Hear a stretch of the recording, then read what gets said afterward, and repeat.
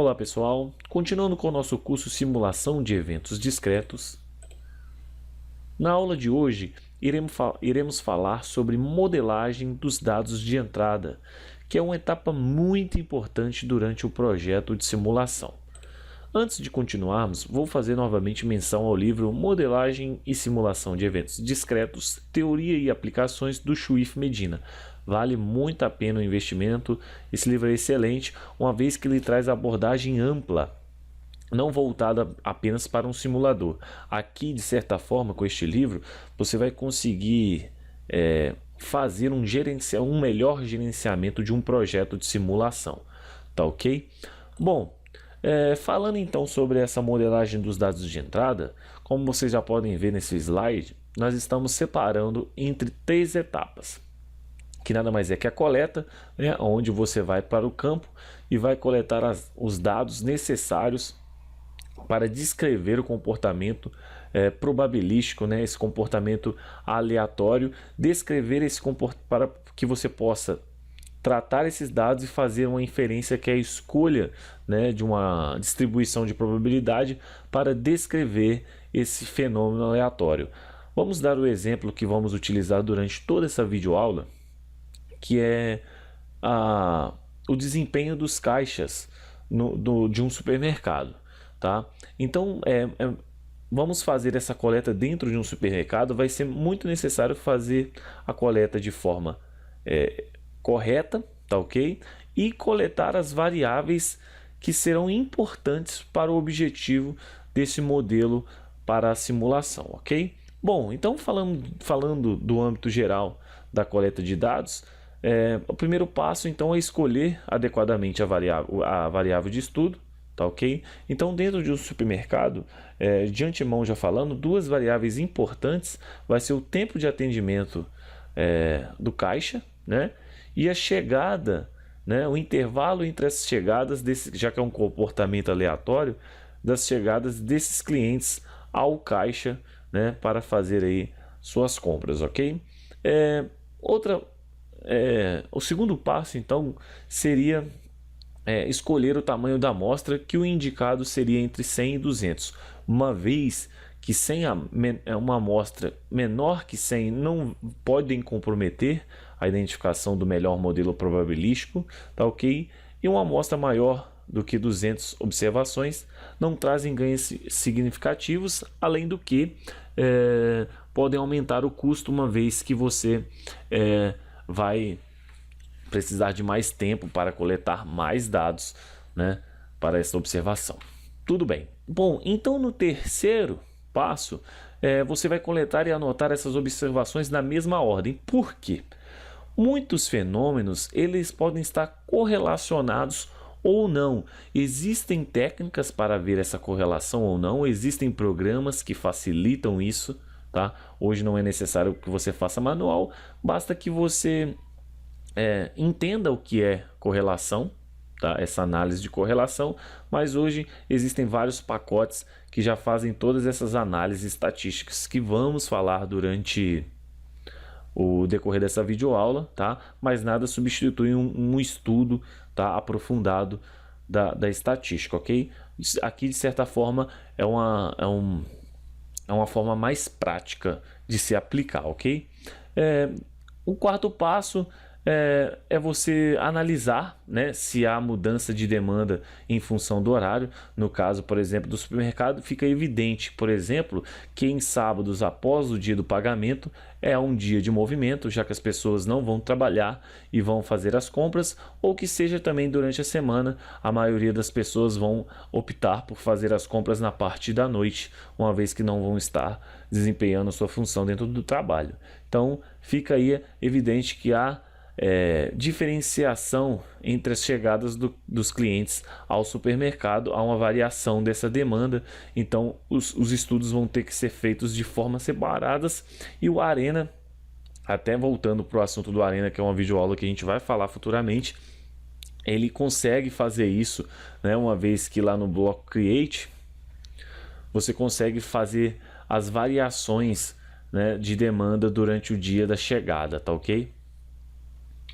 Bom, aqui, como já havia falado quais dados vão ser coletados. Eu trouxe alguns exemplos que o Swift Medina trouxe no livro e quais devem ser coletados ou não. Por exemplo, o primeiro, o número de prateleiras no supermercado. Como a gente quer medir o desempenho dos caixas e avaliar se há necessidade ou não de quantos caixas, né, para o melhor atendimento desses clientes, o número de prateleiras não vai interferir. Na verdade, o número de prateleiras aí vai depender da variedade de produtos que esse supermercado está oferecendo aos seus clientes. Então, ele não interfere durante o estudo, tá ok? Na coletagem de dados. Os tempos de atendimento nos caixas, como a gente já havia falado, isso é algo que vai interferir na qualidade de atendimento. Quanto mais rápido os caixas atenderem, é óbvio que os clientes vão ficar mais satisfeitos porque não vão ficar em filas, tá ok? O número de clientes em fila não é algo que deve ser avaliado. Por quê? Porque nada mais é que o resultado do tempo de atendimento dos caixas e o tempo entre chegadas do cliente. Se chegam mais clientes, evidentemente que a fila ficaria maior. Então não é necessário também que você faça um estudo do número de clientes em fila. O tempo de permanência dos clientes no mercado também não interfere, é claro que para esse objetivo, tá? Uma vez que o supermercado também não tenha espaço suficiente para o número de clientes, isso vai interferir, mas não para o objetivo proposto dentro desse modelo de simulação, que é o desempenho dos caixas e o número de caixas para melhor atendimento. Aí já seria outro estudo de simulação, tá ok? Então ele não é necessário ser avaliado. E os tempos entre chegadas sucessivas de clientes aos caixas de pagamento, isso sim, como já havíamos falado, ok? Bom, aqui nós temos o intervalo entre chegadas de pessoas nos caixas do supermercado. Aí são 100 tempos medidos, tá? Em minuto, tá ok? Então essa foi a nossa amostragem, tudo bem? Bom, e aqui são algumas medidas de posição e dispersão para esses dados. Aí está ocorrendo uma média de 10,44, a mediana é de 5, a moda é de 3, que é aquele dado que mais ocorre, e o mínimo foi 0, é onde ocorre o que? A chegada de 2 clientes ao mesmo tempo, 2 ou mais, tá ok? O máximo, né? O intervalo máximo entre as chegadas foi de 728, a sua amplitude foi de 728, tem um desvio padrão de 51,2, variância da amostra de 2.643,81, há um grande coeficiente de variação, né, 493%, e o coeficiente de assimetria é 13,80, ou seja, não é uma curva simétrica, tá ok? Aí é o que entramos na questão. O 728 é um outlier? Outliers são dados que fogem, tá? São dados discrepantes dentro da amostra, que é o que iremos falar agora. Como vimos aí, o 728 é um dado que totalmente diferente se você for analisar a grosso modo aí, ó, não ocorre nenhum valor. Esses outliers podem ocorrer por várias formas. Vamos imaginar que durante a coletagem a pessoa esqueceu de utilizar o coletor de forma correta, ou essa planilha travou, ou ele está utilizando alguma planilha e essa planilha travou, ou houve mudança entre turnos, aí a pessoa não atentou, parou o cronômetro numa hora não adequada, gerando esse outlier, tá? Mas há uma forma de trabalhar esse outlier, tá bem? Erro na coleta de dados. Esse tipo de outlier é mais comum principalmente quando o levantamento de dados é feito por meio manual, ou seja, como eu falei, houve ali a pessoa travou o cronômetro na hora errada, tá ok? Então fez aí o erro na coleta de dados, ou eventos raros também, que nada impede, são eventos que ocorrem ali na raridade, tá ok? Que podemos dar exemplo aí, um dia de temperatura negativa no verão da cidade do Rio de Janeiro, que é uma cidade quente, um tempo de execução do operador ser muito curto em relação aos melhores desempenhos obtidos naquela tarefa, e um tempo em viagem de um caminhão de entregas na cidade de São Paulo durante de horário ser muito menor que fora desse horário, ok? Então, a gente vai precisar trabalhar esse outlier e vemos que ele interfere muito, tá? Nos dados, que na verdade ó, a média sem o outlier cai para 6,83, a mediana continua sendo a mesma e a variância então passa a ser 43,60. Olha, a retirada desse outlier já dá uma nova cara aos dados, tá? Bom, e que ferramenta a gente utiliza? Esse aí é o conhecido Boxplot ou gráfico de caixas, tá? Ele faz automaticamente. Hoje, por exemplo, um software que eu gosto de utilizar, que é o Minitab, você simplesmente a interface dele é muito parecida com o Excel. Você simplesmente vai jogar os dados ali e ele vai te dar, através da relação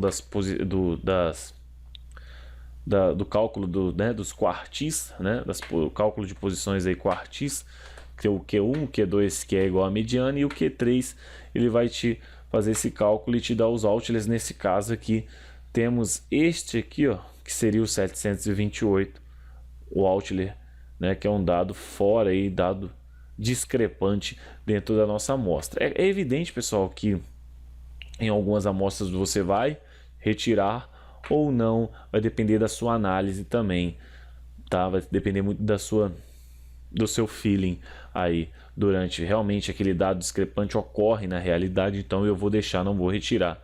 Esse outlier nesse caso aqui vai ser retirado porque tá bem diferente dos dados amostrados, ok?